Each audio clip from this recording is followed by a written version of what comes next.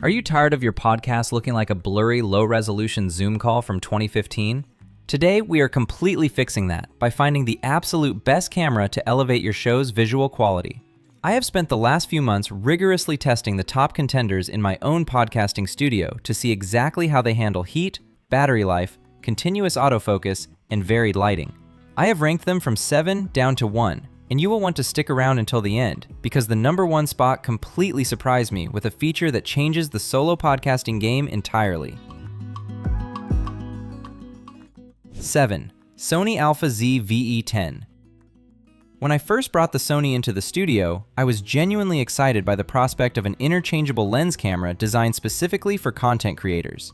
The massive appeal here is access to Sony's legendary E-mount lens ecosystem, which means you can throw on a premium piece of glass to get that highly sought-after blurry background.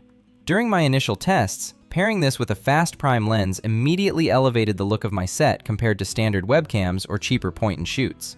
The image quality out of the 24.2 megapixel APS-C sensor is undoubtedly sharp, and when you are shooting in standard 1080p, the footage looks fantastic for long-form interviews. It captures colors accurately and gives you a lot of flexibility in post-production if you like to color grade your podcast episodes.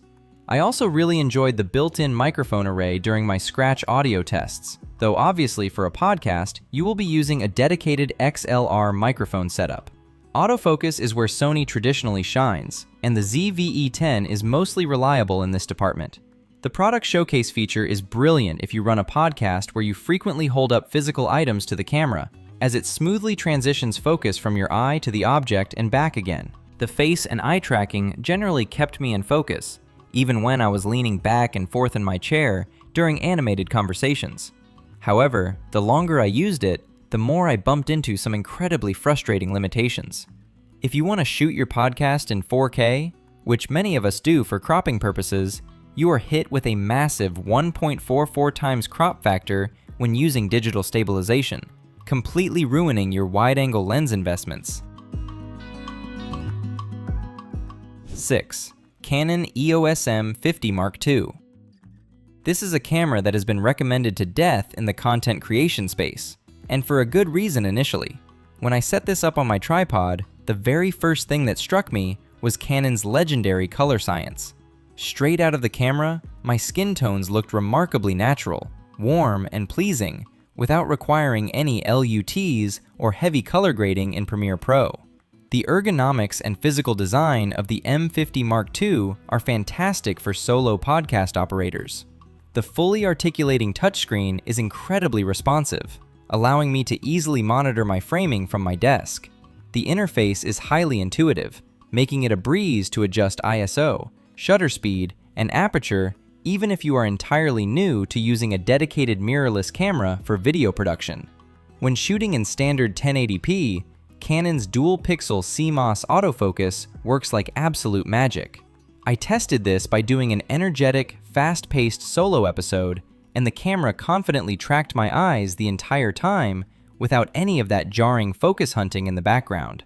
If your podcast output is strictly 1080p, the reliability of this focus system provides a massive amount of peace of mind.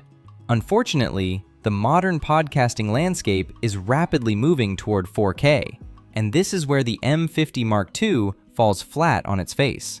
The moment you switch the camera into 4K mode, you are hit with a devastating crop factor, meaning you have to push the camera much further back to fit in the frame, which isn't possible in small studios. Even worse, switching to 4K completely disables the incredible dual-pixel autofocus, forcing the camera to rely on terrible contrast detect autofocus that constantly pulses and loses your face throughout the recording. 5. Sony ZV-1. Unlike the previous cameras, this is a premium compact camera with a permanently attached lens, which completely eliminates the stress of figuring out which expensive glass you need to buy. I just took it out of the box, mounted it to my desk stand, and was ready to start recording high-quality video within 5 minutes. Despite its incredibly tiny footprint, it houses a 1-inch sensor that punches way above its weight class. In my controlled studio lighting, the 4K footage looked incredibly rich, detailed, and vibrant. Because you don't have to worry about interchangeable lenses, the The built-in 24 to 70 mm equivalent lens is perfectly calibrated to the sensor, offering a sharp image with a surprisingly decent amount of background blur at the wider apertures. The autofocus on the ZV-1 is nothing short of spectacular, inheriting the same blazing fast hybrid system found in Sony's high-end professional cameras. I never once had to worry about dropping out of focus, as the real-time eye autofocus locked onto my face like glue, even when I was wearing thick headphones or glasses. This reliability is exactly what you need when you are focused on hosting a great interview, rather than monitoring camera screens. One of my favorite features during my workflow testing was the built-in neutral density filter. If you happen to record your podcast in a room with large windows and shifting daylight, being able to engage the ND filter with a single button press to control exposure without messing up your shutter speed is a massive time saver. It functions flawlessly as a plug-and-play USB webcam as well, making remote guest interviews on Riverside or Squadcast incredibly seamless. Power management is incredibly modern on the ZV-1, allowing for continuous power delivery over USB 4. Canon EOS R50. Right away, setting up the R50 in my studio felt like a breath of fresh air because it finally uses the modern RF mount. This means any lenses you buy for this camera can seamlessly transfer to a high-end professional cinema camera if your podcast expands in the future. The video quality takes a massive leap forward here, offering beautiful, uncropped 4K video that is actually oversampled from 6K sensor data. When I pulled the footage onto my editing monitor, the level of detail was staggering for a camera at this price point. The image is incredibly clean, and the dynamic range handled the bright highlights of my key light and the dark shadows of my background perfectly. Autofocus is powered by dual-pixel CMOS AF2, which is the exact same underlying technology used in Canon's multi-$1,000 flagship bodies. During my multi-guest podcast tests, I could tap on the screen to seamlessly switch focus between myself and my co-host, and the camera handled the transitions with cinematic smoothness. It recognizes human heads, faces, and eyes flawlessly, even if someone momentarily turns completely away from the lens. The connectivity and ease of use are specifically tailored for modern workflows. You can simply plug a single USB-C cable from the R50 directly into your Mac or PC, and it instantly recognizes the camera as a high-quality webcam with no capture card required. This frictionless setup meant I was spending less time fiddling with HDMI cables and capture devices, and more time actually prepping for my podcast episodes. Despite being incredibly lightweight and feeling almost like a toy in the hands, it handles the rigors of long-form recording brilliantly. 3. Panasonic LUMIX GH5 M2. Setting this up for my podcast felt like deploying a piece of military-grade hardware. It uses the Micro Four Thirds mount, which gave me access to an incredibly vast, affordable, and tack-sharp library of lenses that are much smaller and cheaper than their full-frame counterparts. What truly sets the GH5 M2 apart for podcasting is its heat management and complete lack of recording limits. I hit record on this camera in 4K 10-bit mode, left the studio to run errands, and came back over 3 hours later to find it still happily rolling without a single dropped frame or heat warning. If you record marathon-length episodes like Lex Fridman or Joe Rogan, this camera's thermal reliability is worth its weight in gold. The in-body image stabilization is arguably the best on the market, which might seem irrelevant for a camera sitting on a tripod. However, if your podcast studio is in an apartment with heavy foot traffic or rumbling trucks outside, this stabilization completely micro-jitters out of your footage.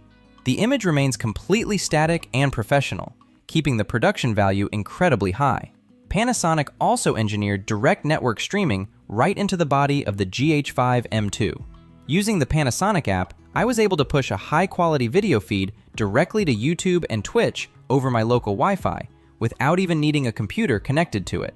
For live-streamed podcasts, this built-in capability drastically reduces the complexity and points of failure in your broadcasting pipeline.